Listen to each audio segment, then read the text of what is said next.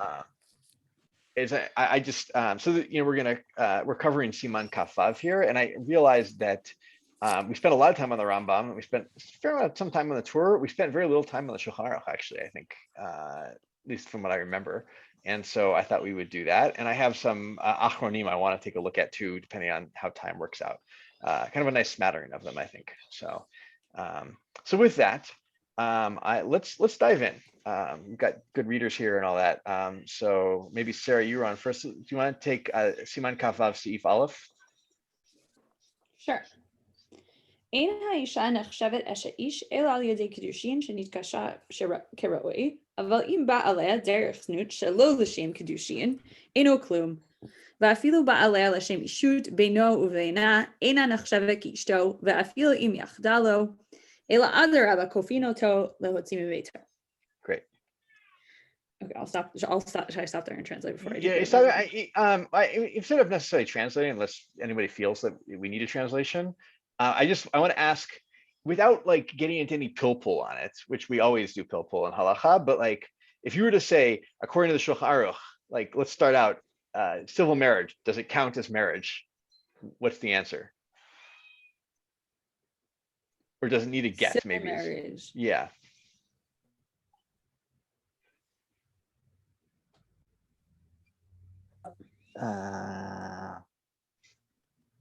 It's not obvious to me whether he gives you enough information to answer that question. Oh, interesting. Because in other words, if you're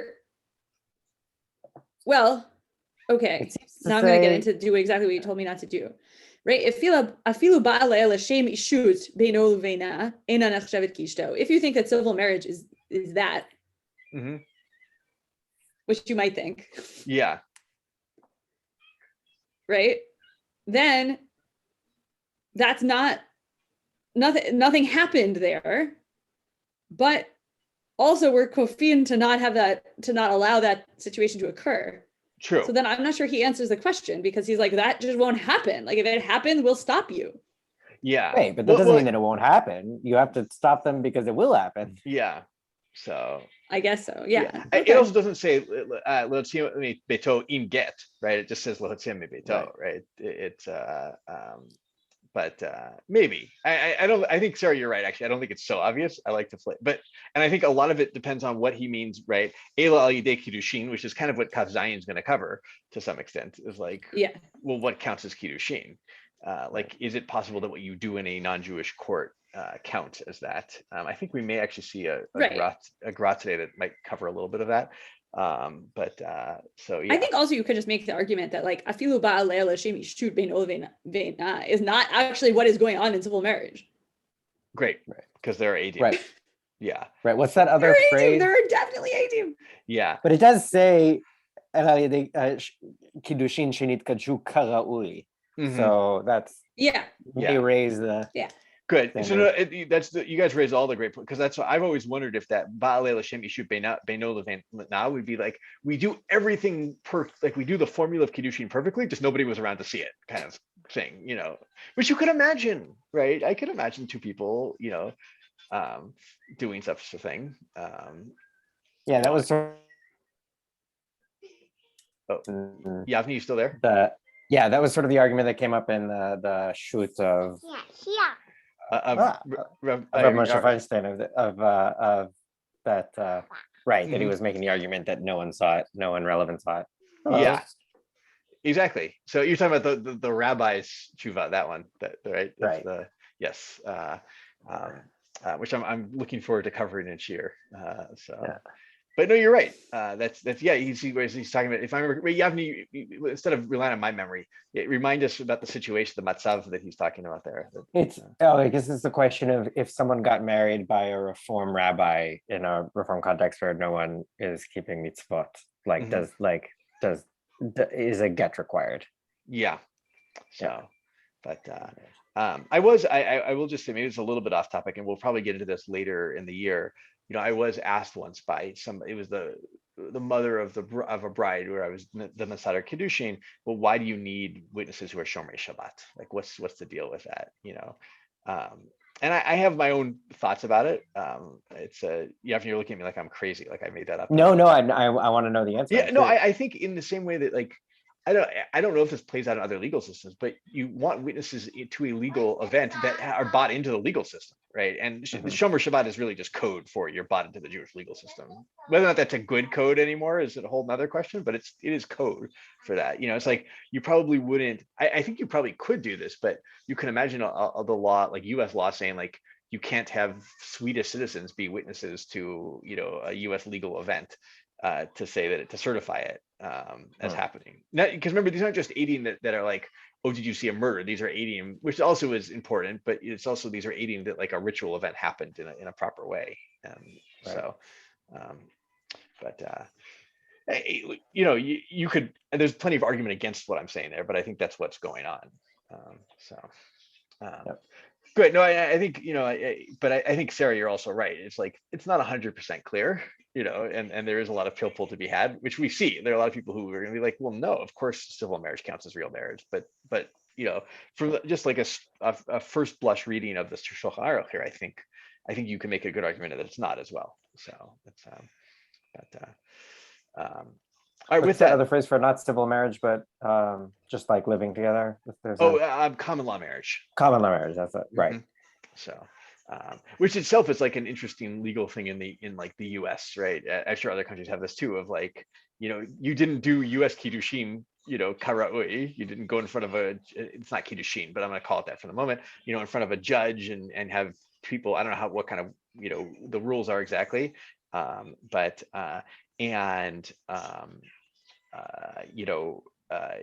that nonetheless, we recognize that two people who are living together and everyone thinks they're married essentially are married, which is really playing out that same question. So as a very interesting, like I think a side note, Rachel and I, before we were halachically married for health insurance reasons, about a month beforehand, we were civilly married, and it was done by a rabbi because she had the power to do it. And she said to us, this is absolutely not marriage. I just want you to know that. And she also was very clear that she's like, and also I had to look up like what are the rules in the US because I had no clue like what counts as a civil marriage in the United States, and she intentionally did that. Oh, you did the same thing. So yeah, we did it for health insurance reasons also. And like Rev Jason did it like in the park. It was like the same. It was, I mean, no, but we did like we like said something. We were like, this is not like. Yeah, she did that very intentionally. As she like had the witnesses sign it, she said to us like, this is not a halachic marriage. You are not married as far as we're concerned. This is for the formal legal, stuff of the state.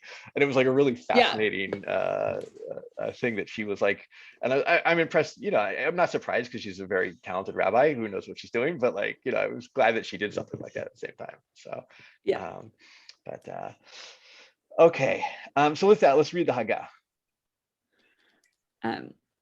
בוודאי בושה היא מלטבול, ובעליה בנידתה, אבל אם מייחד אליו אישה וטובלת עליו, יש אומרים שמותר, והוא הפילגש המורה בתורה. ויש אומרים שאסור, ולא קין על זה.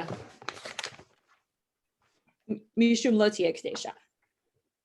כותי שנעשה כותית, וכן מומר שנעשה מומרת, בנימוסיהן, ונתגיירו אחר כך, אין כאן חשש קידושין כלל. ומותרת לצאת ממנו ולא גט, אף על פי ששהה עמה כמה שנים, ואינו אלא כזנות בעלמא. Great. So we don't think we spent much time in class on the Mumar case or the Kuti case, right? Did we? Is that maybe that's for next time? We didn't really talk about it. Good. Anything just before I want to look at some commentaries, but anything else to say about this Ramah here? The first line to me is fascinating, so I'll tip my hat of what I like, what I'm interested in. But, the Nida question. Yeah. I mean, I think I've talked to you. You've said this to me also, which is like, what is actually the like? Is this a placeholder for something? Is this like a weird anxiety? Mm-hmm. Are they really like? Does he really think, or the tour or whatever, whoever is in the like Yeshua Rim Shemutar camp, like that it would all be fixed if she just went to make like there are a lot of questions there. Mm-hmm. Yeah, and it seems to be it's also a question of what the Machaber then thinks. Like if the Machaber, if the Ramah is saying, right, does he agree that it's about the Bushal Midis Bol, which is also in the Torah, or does the Machaber actually think that there's a different reason why you have to be Motzi, like it's Asur, you just can't have this person there, and he's, Yavni, were you jumping in on that? Oh yeah, I agree. It's like the Rama is finishing the Mechaber's sentence, but totally undercutting him. At the he's like, oh yeah, and this is the reason why he's saying this, but he's actually it's a wonderful changing it significantly. Exactly, it's a wonderful halachic move in that sense. It's he essentially has. There's a way to read it where he's now relegated the Shulchan Aruch to the Yeshomrim of the Rama, right? Yeah. Right.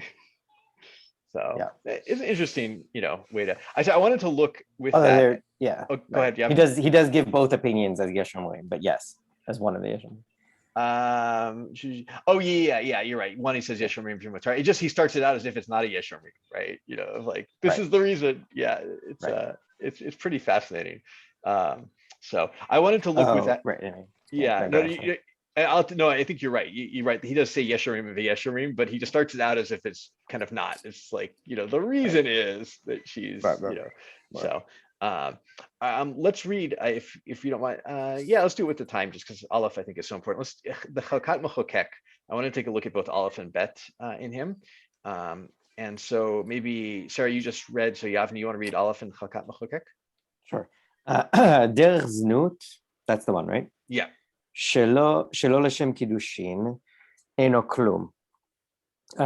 בטור כתב שלוקה משום לא תהיה קדשה, והוא מדברי הרמב"ם, תחילת הלכות אישות. אבל הראב"ד השיג עליו וכתב, אם כן,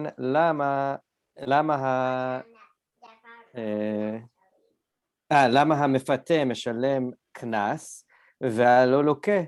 אלא ודאי אין קדשה, אלא המופקרת לכל אדם, אבל המייחדת עצמה לאיש, אין בה מלכות, והמגיד משנה כתב שאפשר לומר שבעילת פנויה היא באשה. I think it's be'aseh. I think it's like a mitzvah taseh. Yeah, there's a mitzvah taseh problem with it. So should I translate or just give us the general gist of the Rambam's argument, the Ravad's argument. The Rambam, the statement that this is considered Loti Ekdesha is the tool quoting the Rambam, but the Ravad disagrees with the Rambam and says and argues based on the fact that we have another ruling about the mefateh that the Rambam himself says pays a fine, and how can it be a fine and fine there and a whipping here, and therefore if there is malkut, any monetary damages would fall aside from the principle of kim le'mid rabba meneh, right? That it's I saw a translation of that was really good into English, and I can't remember what it was, but it's so anyway. And so it was so good. So we have actually really three sides of this argument at this point. We have the Rambam, who says any sex outside of marriage is yes, yeah. Okay, can I do it in a few minutes for you? I don't know, so hold on one second. Here, let me see the computer. Let me see it. As I fall over. That you can watch that. There you go. The three arguments are right. The Rambam says it's a sur, and there's it's a lav with whipping, with a punishment. So it is. Yeah, you can go for it. Okay. And the Ravad says no, it's mutar, at least seemingly mutar. We're going to see arguments. Maybe he doesn't quite say that. And the Magid Mishnu says it's not a love, but there's a mitzvah taseh of to only have such a relationship in a marriage and not with single people. So nice.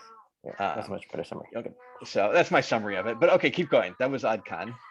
ואף לדברי הרעב"ד אסורה ביאת פנויה ואף לדברי הרעב"ד אסורה ביאת פנויה מהמדרבנן.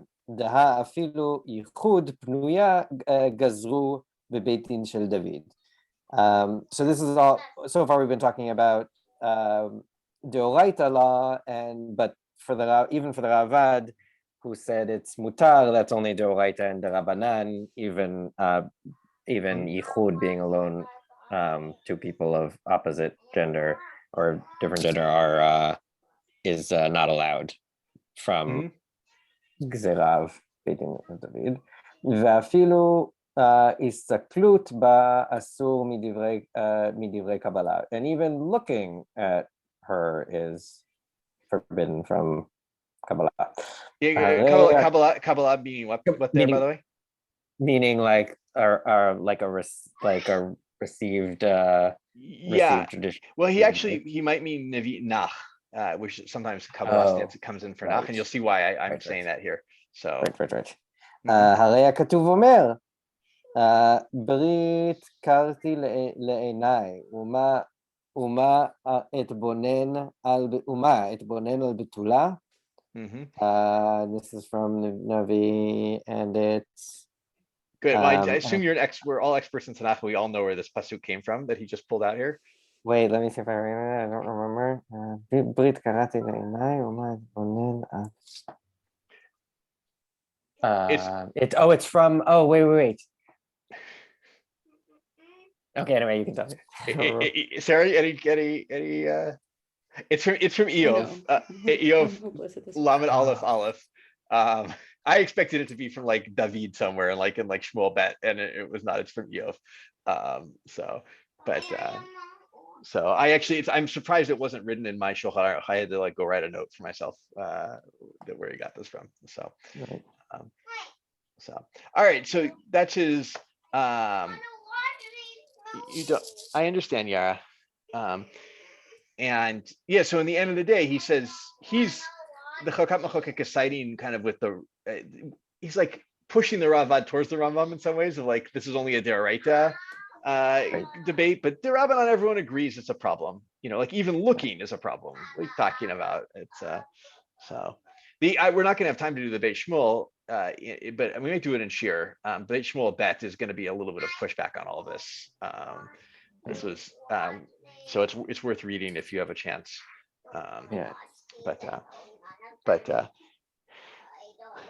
So sorry, Yara. But with that, let's. It's going to be fun. Yes. What? Okay, you want to sit here with me for a few minutes and then we can find something else to watch? Yeah, come here.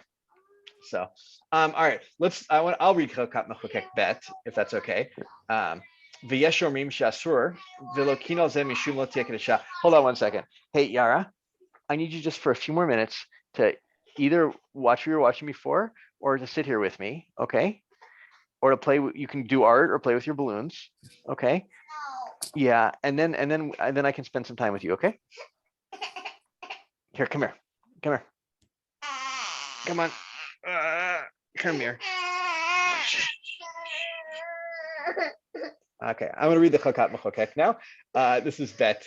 V'yesh omrim she'asur v'lo kino zeh mishum. If you take the headphones out, would she feel more involved? Yara, do you want to hear what everyone's saying? No.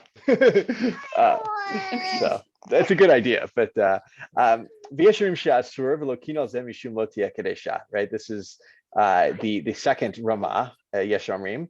He says, "Midivrei harosh v'atur lo mashma sheyeh asur bepilegesh rak pegam mishpacha ve'edar kavod." Right? He says, from the Torah and the Rosh, if you look at them, right, the only Easter seems to be about from having a pilegesh would be that it's an embarrassment on the family.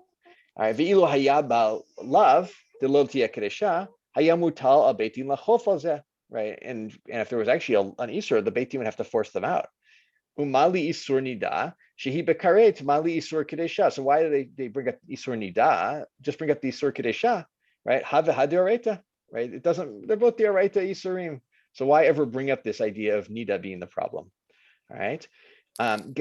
גם מדברי הרמב"ם אינו משמע שיהיה מלכות בפילגש המיוחדת לאיש. Even the Rambam, who thinks that the average person can't have a pilegesh, doesn't ever think that necessarily that there's malkut for it. All right. אחד הכתב כל בו אישה לשם זנות בלא קידושין, לוקה משמע מיוחדת לו לשם אישות, אף בלא קידושין, אין בה לאו בכל הפחות. Right.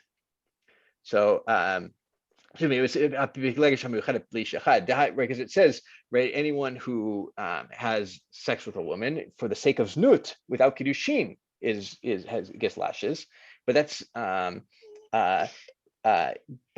therefore, if it's someone who's designated for them for like for ishut but without kiddushin, there's no love at that point. Aval vichnos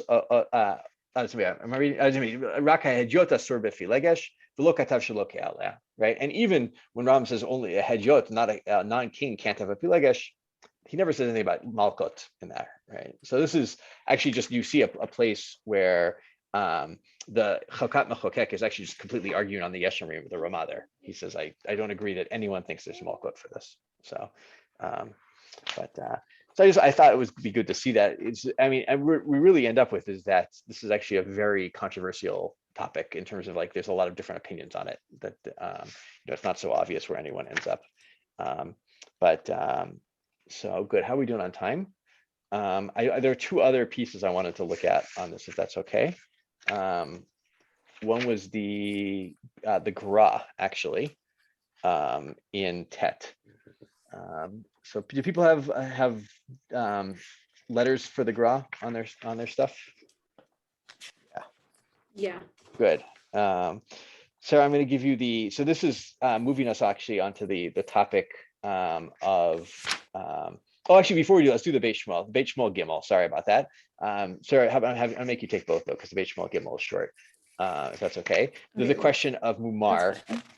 Remember the Ramah said a Mumar, Mumar. Who marries a Mumeret, right? According to the laws of Mumarim, or the laws of maybe of the non-Jews, right? And then, or a non-Jews who did it, and then afterwards they convert, whatever that means from Mumar. We don't consider their initial kiddushin to have been anything.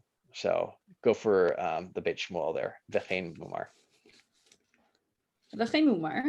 כתב בחלקת מחוקק, דווקא מומר לרצונו, אבל אנוש שנעשה אנוסה, משמרים בצנעה דת יהודית, אין להקל, כיוון דניחתו לפני הרבה אנוסים לשם נישואין. Right, so like the mumar we're talking about is a quote unquote real mumar, like a willing mumar, not a Murado. Exactly, right. And this is maybe, talking about Jews who are, underground Jews, kind of like they've got a bunch of underground Jewish witnesses also who are all there, who all been forced. This assumption that the community has all the same identity. Exactly. Yeah. So, okay, good. With that, take a look at the gra. It doesn't have mumar. It doesn't have mine has kuti and my shulchan aruch, and the gra has akum. But all right, all the same thing in tet. Tet akum. This is right, two non-Jews who get married, just to remind ourselves, if they then both convert, they'd have to get married again, essentially. They're not considered married under Jewish law yet. So keep going. Okay. Akum. Shaharei ein bahem lo natanhu velo amarhu, ela homer noten lahem. I think it's the kol echad. The kol echad tabat. Afilu ika ide yichud la amrinan hen ide yichud v'chulei. Dafka b'makom chashash shel kedushin. V'chein ireli. V'chan vadai al dat kedushin harishonim baal v'i efshar ein adam oseh. I think it's ve'ein omrim. Ve'ein omrim ein adam oseh. Say bi'elat or bi'elat znut. V'chulei. V'chein ireli. Good. So I should stop. I think stop there. I just kind of want to see what the grab. He's both poking holes in this argument and then defending them, I think, at the same time. Yeah, So- why? Like, what is he? Well, okay, let's just like reconstruct the moves first because I'm not sure I got all of them. Yeah. So in their yeah.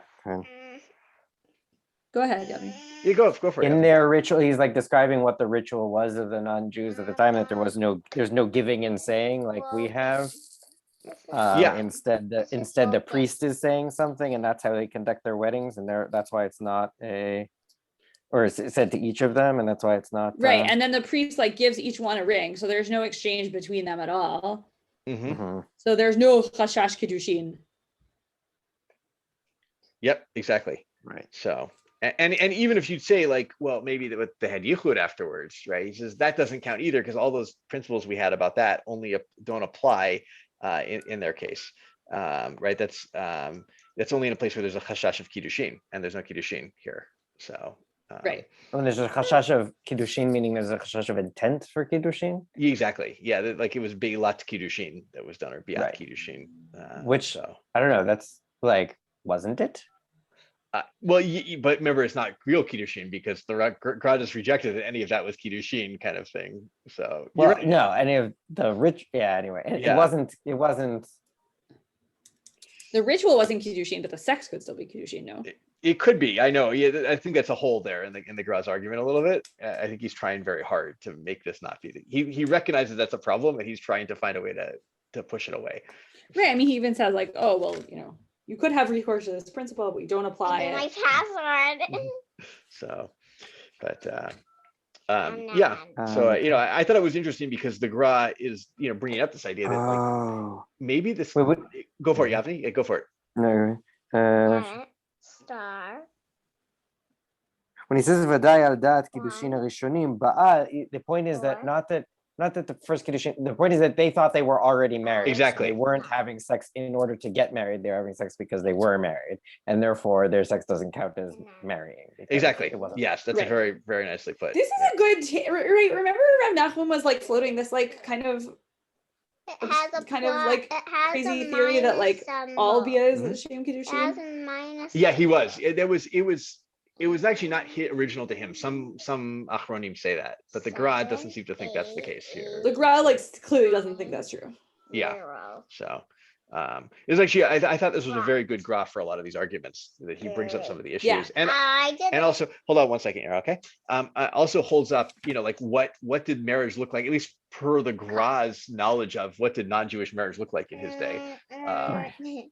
We get a sense. I don't know if this is really what was going on in Vilna, but could be. So, Yeah, I don't know what like Russian Orthodox marriage is like. Yeah. So was it all Russian Orthodox there at the time? No, but a lot. Okay. Still. So Yeah. But okay, with that, I think we should move on to Sif Bet. So Yavni, you want to take Sif Bet, and then I've got a Ber HaGolah I want to read on this one too. So if that's okay. אם הכניס אישה לחופה, אינה מתקדשת בכך, ויש אומרים שהוא ספק. Yeah, keep going. Yeah.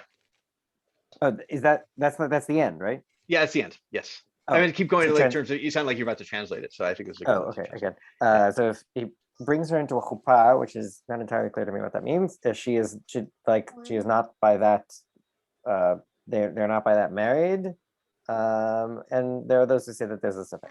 Good. Just before we see the Ber HaGolah, who in the Gemara thinks that chuppah is kona? Do you remember? I don't remember. Sarah, do you remember? My notes remember. It is rough. I remember there's like a whole Rabbeinu Hananel about this. Yeah. Oh, good. Rabbeinu Hananel is important there. The Ber HaGolah doesn't get into that. Rav Huna is the opinion in the Gemara that Rav thinks Huna, that, okay. that thinks. And with that, yeah, actually, since you brought up Rabbeinu Hananel, Yavni, read the Ber HaGolah Vav for us. Vav. 9, 11, 12. Oh, I see. I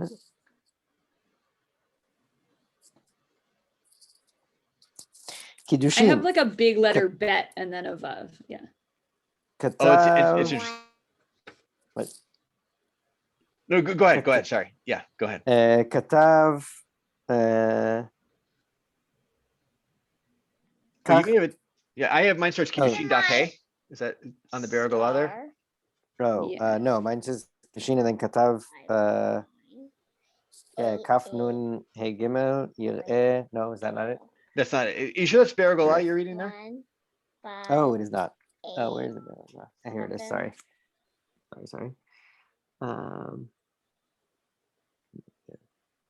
Kiddushin Daf Hey, עמוד א', ודלא כרבונה, דהקשה רבה על דבריו, שם, עמוד ב', וכמו שכתב הראש בשם התוספות שם,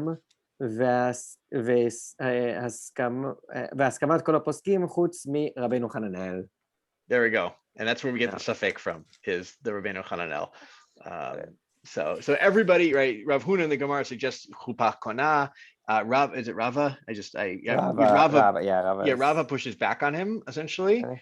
And almost everybody rules according to Rava, it seems like, with the exception of Rabbeinu Hananel. And that's how we end up with the Shulchan Aruch giving us this kind of funny V'yeshomrim Shu suffix showing up in here.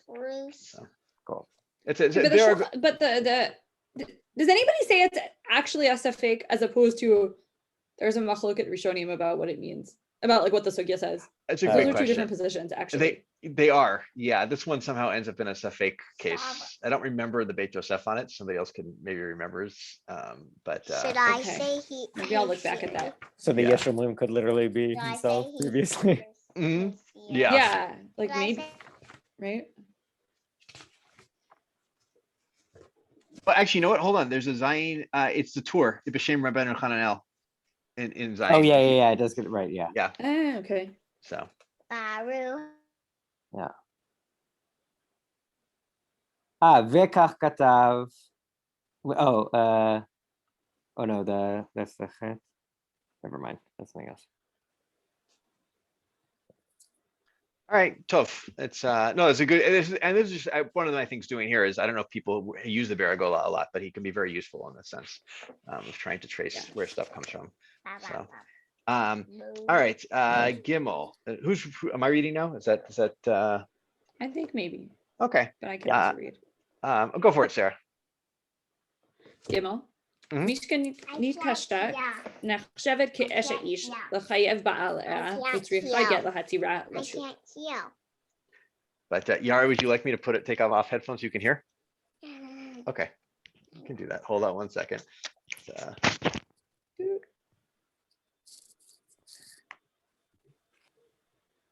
All right. Can people hear me okay? Hi, Yara. Hi, Yara. Nice to have you join us. I hope people watch this recording. It's gonna be a lot of fun. It's gonna be so fun. But okay, this is actually like in many ways, right, Rav Nachum, I believe, is the man who made this argument. I think I'll just give my opinion. I think it's a very good argument that Kiddushin really is changing the status of the woman compared to everybody else in the world, right? And this is kind of the Shulchan Aruch laying that out here. It's like she's considered, an Eshet Ish, which, by the way, Sarah, when we were learning last night, I think it was really, you said this, and it was really, I think, insightful comment I never thought about, was that there's a difference between Isha and Eshet Ish, like his Isha, like that she's his right. Mishut, and being an Eshet Ish, which just actually has nothing to do with your status towards your husband in some ways, but has to do with your status towards everybody else, if that makes sense. But good. And did I have anything for Gimel? I did. I had a Beit Shmuel. Do we have time? Yeah. Beit Shmuel Daled. Do you want to read it? Sarah? Sure. Yeah, go for it, please. Mina Torah. Is that the one? Yeah. That doesn't make sense. Oh, sorry. This wasn't here. That was under Daled, wasn't it? Sif Gimel. Yeah. Yeah. Okay. Never mind. I wrote it on the wrong place in my notes. So good. With that, maybe take us away and read Daled in the Shulchan Aruch. So. האישה מתקדשת בשלושה דרכים, בכסף או בביאה, מן התורה, אבל החכמים אסרו לקדש בביאה משום פריצות. ואם עבר וקידש בביאה, מקין אותו מכת מרדות, והיא מקודשת אפילו קידשה בכסף או בשטר, אם לא שכילה או שקידש בשוק, מקין אותו מכת מרדות, והיא מקודשת. הגעה, ויש אומרים שאין מקין אם קידש בכסף או בשטר אפילו בשוק, ולא שידוכין, ולא ראיתי ממי שהכו על מי שקידש ולא שידוכין. Some little reality of his world here, of the Ramaz showing up there. But I just want the one thing I really wanted to focus on here, right? The minhat, when he says, right, bechesef obishtar obavia mina Torah, why does he throw in those words mina Torah? Because he has a machlok with the Rambam. Great. Yeah, and part of it is because the Chachamim asru bia as a method of kiddushin, but also yes, because the Rambam has that weird phrasing in so many of our Gerselot of that. What's weird is that because the Rambam says that kesef and shtar, that shtar and bia are mina Torah, and that kesef is midivrei sofrim, and that's where I wanted to see the Beit Shmuel, and maybe we'll end with that if that's okay with people. So maybe I'll take the final Beit Shmuel if that's okay. Oh, you davening? That's good. At least we're teaching or something. I hate davening. Oh, well, never mind. So, no, mina Torah. you hate davening. Davening is fun, Yara. Sarah, you take the Beit Shmuel and Dalet, or actually, you just read Yavni. Take the Beit Shmuel and Dalet, and I will go. Yavni, you can do it. Okay, כתב הרמב"ם, ראש, א', כסף הוא מדברי סופרים, וכתב המגיד, ובכל מקום מדאורייתא הוא, אלא כל דבר שאינו מפורש בתורה נקרא דברי סופרים, אבל דינו כדין התורה, ועיין סימן מ"ב ועיין, etc. So the Rambam says it's medieval divrei sofrim, but the Magid Mishnah says what he really means is deoraita. Exactly, and this is the problem in that Rambam there that drives everybody crazy, and especially if you look at the Gemara, it's very hard to understand how he would ever say that kesef. Yeah, do you have a plausible svara for this?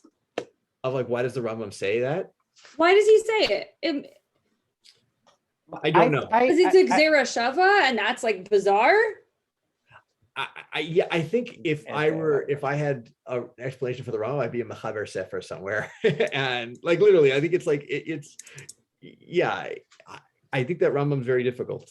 It doesn't show up. Is it not? I'm trying to remember, but is it not possible to read it as even midivrei sofrim, which is just making the same statement as others, that the others are asul, or bia is asul. The problem with that is why, and this is what everyone brings in, is why shtar is not included as midivrei sofrim. Shtar, but in so many ways, shtar has the same status as kesef there in terms of shtar also is perfectly allowed by Chachamim. Is unless there's pushback I don't know about on that, which it might be, but because shtar isn't worth anything, but it's it's maybe a little degrading way to get married. Just by a formal document, unless you're 19th century British or something where you love documents. But sorry, I needed to get dig in at the Brits. So, but yeah, it's a great question. I think that answer is really interesting and creative. You need to check a few more boxes with it in order to figure out why.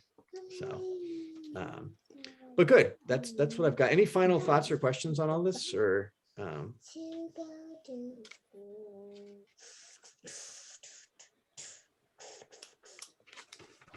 I got my pen. Mm-hmm. Mine.